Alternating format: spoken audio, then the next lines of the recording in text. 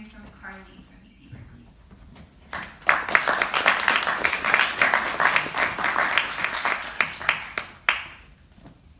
Good evening, everyone. I'm Carly DeFrondeville, representing Space Enterprise at Berkeley. Today, outer space may be more closely associated with government-funded scientific breakthroughs than with massive profits. But as new technology emerges, that is set to change. If humans were ever able to get their hands on just one asteroid, it would be a game changer. That's because the value of many asteroids are measured in the quintillions of dollars, which makes the market for Earth's annual production of raw materials, about $660 billion per year, look paltry in comparison. A single platinum-rich, 500-meter-wide asteroid contains about 1.5 times the known world reserves of platinum group metals, and space mining companies like Planetary Resources and Deep Space Industries are already pinpointing the near-Earth asteroids they plan to target. The cost of transporting minerals back to Earth is currently high, but mined resources can also be used in space. Iron, nickel, and aluminum for construction, water and oxygen to sustain astronauts, as well as hydrogen, ammonia, and oxygen for use as rocket propellant. As discussed in the debate over subsidies, innovation in space enterprise benefits from increased commercial involvement. The abundance of lucrative resources creates a strong financial pull, but no resources can be commodified without the establishment of set property rights in outer space. Considering the unfathomable abundance of wealth that stands to be gained, both nations and private organizations will be clamoring to claim as much of this new wealth as possible. In order to minimize the financial risks and maximize the returns on investment of space enterprises, it is essential that conflicts over property are regulated in order to prevent chaotic corporate space wars. As the existing framework for international cooperation on space laws, the United Nations should be responsible for overseeing property regulation in space. The United Nations has done this before. The basic existing legal framework of international space law consists of 4 UN treaties whose implementation is overseen by the United Nations Committee on the Peaceful Uses of Outer Space. The most significant of these treaties is the Outer Space Treaty, created in 1967 and signed by all spacefaring countries. Let me be clear, without updating current international regulations, commercial use of resources in space cannot proceed. Article 2 of the Outer Space Treaty states that outer space, including the moon and celestial bodies, is not subject to national appropriation by any means. Since property ownership has no meaning unless that ownership is backed up by someone with the power to enforce it, namely a government, banning national appropriation effectively bans property ownership, thus blocking the commercialization of space resources. The United States has already taken legislative steps towards this model. The Bipartisan Space Act of 2015 aims to encourage entrepreneurship by updating U.S. space legislation to explicitly allow U.S. citizens to engage in the commercial exploration and exploitation of space resources, including water and minerals. Although the act superficially addresses the Outer Space Treaty by asserting that the United States does not assert sovereignty over or the ownership of any celestial body, in recognizing ownership of space resources extracted from celestial bodies, the act violates the Outer Space Treaty. The Space Act provides a foundation for American individuals and companies to claim resources in space, and the fact that it technically violates the Outer Space Treaty is not currently causing issues in international relations. However, as more countries establish similar property right granting legislation, the fact that there is no international agreement on how to peacefully allocate property in space will only breed conflict. There is no doubt we need a new treaty. My partner complains of the slow process of the UN, and that is a legitimate claim. However, we need an international treaty, and the UN, though imperfect, is the body for that. There's a definite need for a new regulatory framework that recognizes and enforces property rights in outer space, and the UN, as an international body that already has a stake in space law, is the clear organization to oversee this transition. More to the point, after restrictions on claiming property are lifted, the UN is the only body with the global reach necessary to prevent the asteroid belt from turning into a nightmarish, lawless Wild West with multiple individuals laying claim to the same resources and engaging in a chaotic and likely violent efforts to capture and defend the most lucrative and easily accessible celestial bodies.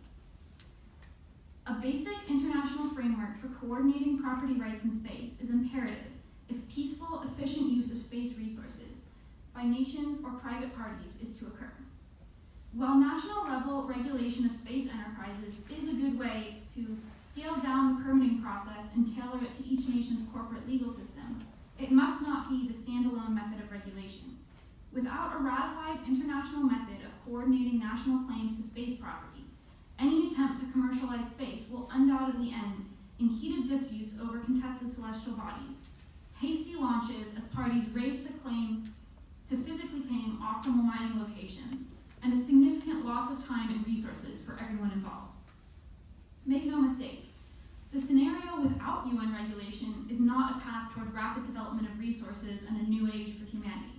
On the contrary, it's a path that guarantees a repeat of the same sorts of conflicts encountered during the gold rushes of the past and oil wars of the present.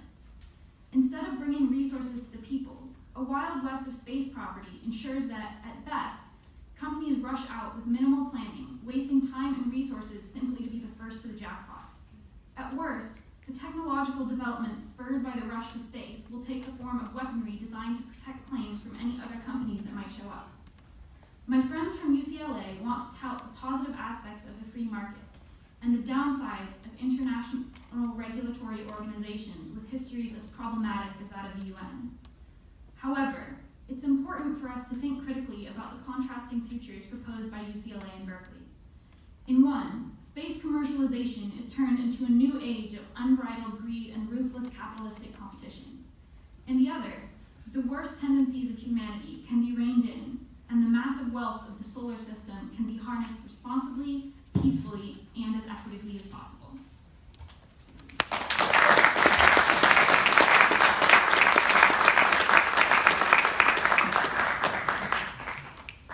Thank you. We will now be going into our cross-examination period.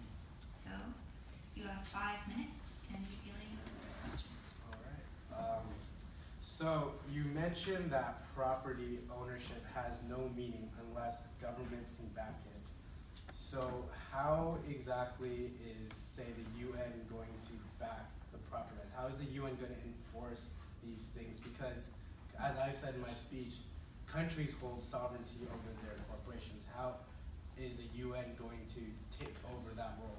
Right, and just before you answer that, I just wanted to make sure, because I don't know how much you guys know about UN regulatory frameworks, what they're capable of doing, and we just wanted to make it very clear that the UN cannot enforce any of its resolutions unless they're in the Security Council. The UN cannot tax its member states, and within the Security Council, it's again politically very salient to this debate to note that 2 out of the 5 members of the UN Security Council are the US and Russia, which you've mentioned as a potential space war, pretty much look like primary candidates at this point. Yeah. Well, first of all, I'm not saying that the United Nations would own and be the determiner of enforcing property rights. National governments would do that. The United Nations group that I'm proposing would just coordinate that so that national governments would not, so that conflicts between what one government promises to its corporation doesn't conflict with what another government promises to its corporation. So as I said, national governments, national level property granting to national corporations is, I'm pro that, but the United Nations still provides an important international body to coordinate and ensure peaceful allocation of things. But so long as the US and the Russia are going to be part of this UN space group, what will make them cooperate at all? Right, you Okay, even so- mentioned the recent House piece of legislation. Right. So I think the most specific thing is that absent a unified body to resolve disputes, say if you have a law in the US that says the first company to arrive gets ownership and a law in Russia that says essentially the same thing, at a certain point it becomes a game of he said, she said. If a US company claims they arrived first, a Russian company claims they arrived first, what do you do in that scenario? There's no means to resolve the situation. And I'm not saying that the US and Russia are always the best pals or that the Security Council is always the most effective instrument, but the UN needs to exist as sort of a final resolutional location, because as we've explained before, like, if there's no way to resolve competing claims, what that's going to devolve into is a lot of the same thing that we saw with the Homestead Act, where it's very difficult to police who got to the particular location first, and you had documented murders where people were killed for their stake out in the West. And so what we don't want to do is have that exact same thing happen again, but instead of it being the West, it's going to be some asteroid 67 Psyche, that suddenly you have Russian and American companies that are putting machine guns and railguns Right, on I their understand your ships. point, but how is that body going to enforce it if even now, given that there's a much, much lower degree of commercialization in space, one country has simply said that they're not going to follow the Outer Space Treaty, and you're suggesting that the same organizational structure will, in the future, under more duress, be able to do so.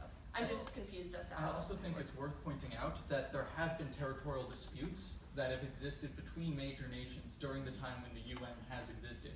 I'm thinking specifically of the Sino-Soviet border conflict. That was, despite the existence of the UN, that was resolved with guns and bullets, not words in the UN. Right, so I guess what we're just curious about, and I think we are actually curious about how this could be done, is how is that international organization going to differ from what we see today to be more effective? Well, when nations ratify treaties in the UN, they are agreeing to enforce both the negative obligations and positive obligations outlined in that treaty. And yes, like the enforcement methods are not are often like less powerful than we would like them to be, but just because we like currently today, you mentioned that in the Security Council there is enforcement options, for example with economic sanctions, as well as sending out mediators and stuff like that. You could see property rights in space as being under the jurisdiction of the Security Council, in that like there is violence at stake out there, and so peacekeeping would be the goal. And so we actually visualize that Security Council powers could apply. So you do understand that the Security Council requires unanimous decision-making for any resolutions passed? Final note.